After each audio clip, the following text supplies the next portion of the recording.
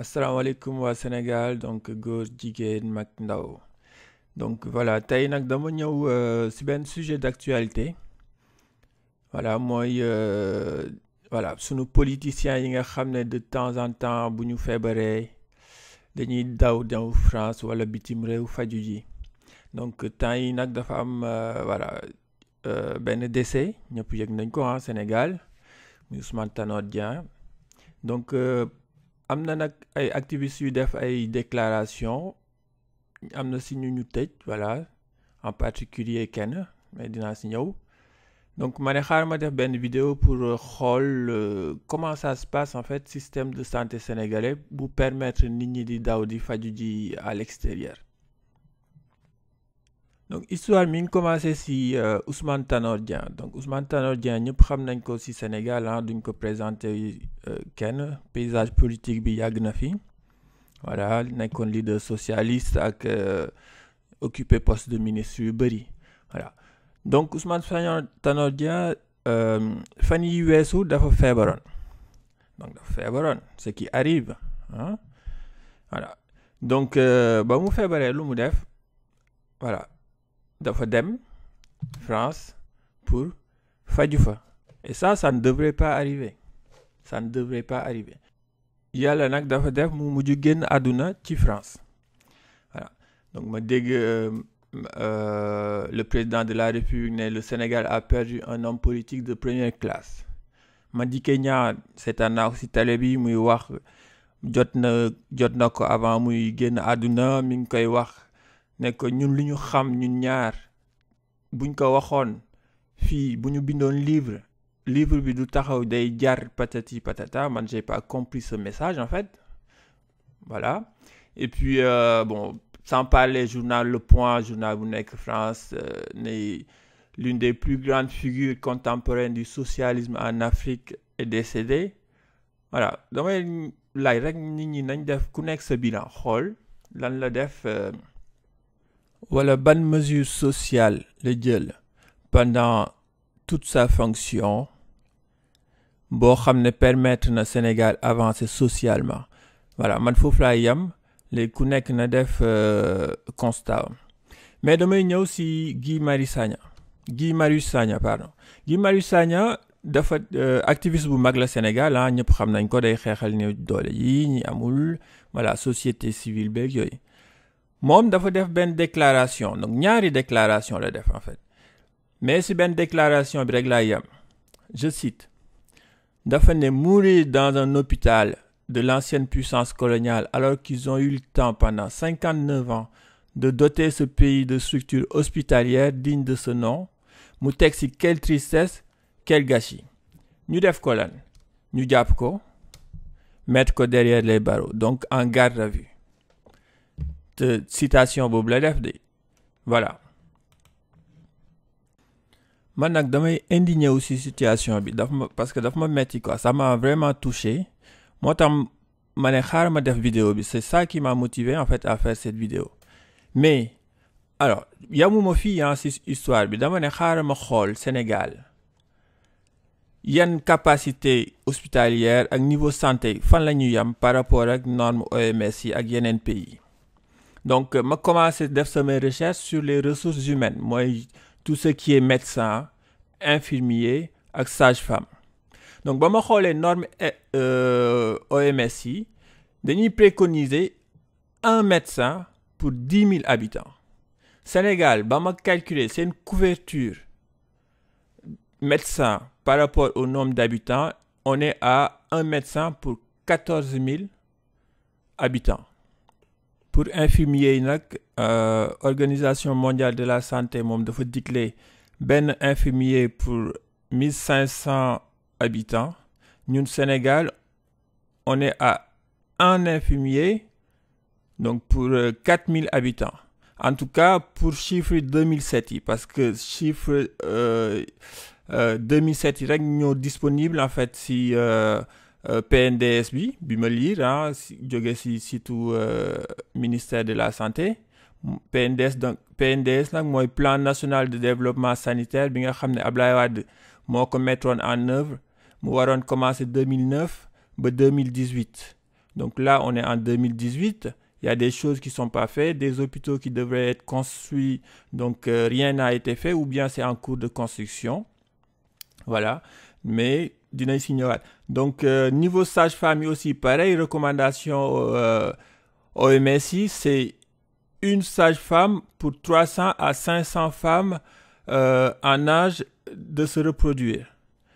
Donc là, nous, au Sénégal, on est à une sage-femme pour 4000 femmes en âge de se reproduire. Donc toujours chiffre 2007. Hein. Donc, xawma ba xam évolué entre-temps ou pas, mais en tout cas, ce qui est disponible sur le site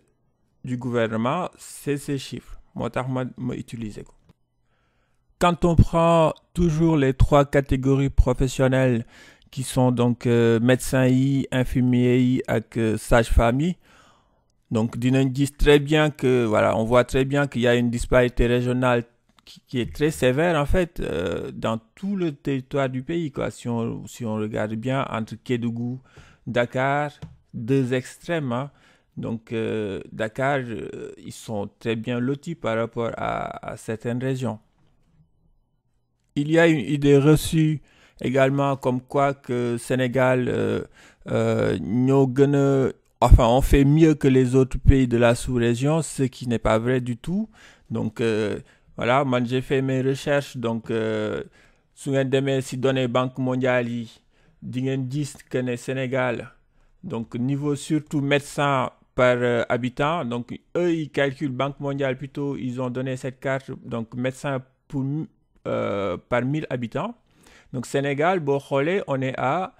0,07, alors que la Guinée est à 0,08. Hein? Donc pour 10 000, on est à 0,7. Guinée 0,8, Bénin, ils sont à 0,15. Donc si on prend pour 10 000, Bénin, ils respectent, hein, ils sont à 1,5, alors que 1,5 pour 10 000, alors que Banque mondiale, enfin OMS, doit préconiser un médecin pour 1000. Eux, ils sont à 1,5. Pareil pour Gabon, ils sont à 4. Ils sont à 4,1 pour 10 000 habitants. Donc, croire qu'on est meilleur que les autres et qu'on fait mieux, c'est pas vrai. Hein? C'est pas vrai. Il suffit juste de regarder les statistiques pour s'en rendre compte. Comparaison entre Sénégal et Bénin. Sénégal, ils sont en noir, Bénin en rouge. Bon, à un moment donné, donc entre 1960 et 2015, à un moment donné, Sénégal était au-dessus, hein, niveau médecin par habitant. Maintenant, le Bénin, ils sont à 1,5, comme nous l'avons dit, 5 médecins pour 10 000 habitants. Sénégal, ils sont à 0,7. Ils n'atteignent même pas les 1 qui sont recommandés. Donc, à un moment donné, il faut qu'on se pose les bonnes questions pour prendre des mesures adéquates pour remonter cette pente, tout simplement. Bala may wax nak si infrastructure yi ak équipement yi dama bëggoon leeral benn affaire parce que am na médecin yu ko dénoncé nag en 2014 plus précisément le 21 mars 2014 Assemblée nationale dañu ratifié benn projet de loi à l'unanimité, hein, j'ai dit à l'unanimité, pour donc nous décider envoyer 2000 sages-femmes au Qatar. J'ai bien dit 2000 sages-femmes au Qatar pour aider les Qatariennes en fait, tout simplement, alors que nous on est en manque de sages-femmes. On est en manque de sages-femmes. On manque même pas de sages-femmes en fait, mais on les embauche pas dans les hôpitaux. C'est ça le problème. On a des sages-femmes qui sont au chômage technique, alors que dans les maternités, on manque de personnel. Donc il y a un problème. Ñu wax nak ci infrastructure yi, ginaaw ba ñu waxee ci ressources humaines yi ba pare. Donc tableau bi maa ngi ko jëlee pareil ci rapport PNDS, hein, bi nga xam ne président Wade moo ko établiroon, Macky Sall ñëw continuer ko aussi. Donc bu ngeen xoolee région yi, donc la région de Fatick wala les nouvelles régions comme Kaffrine, Kédougou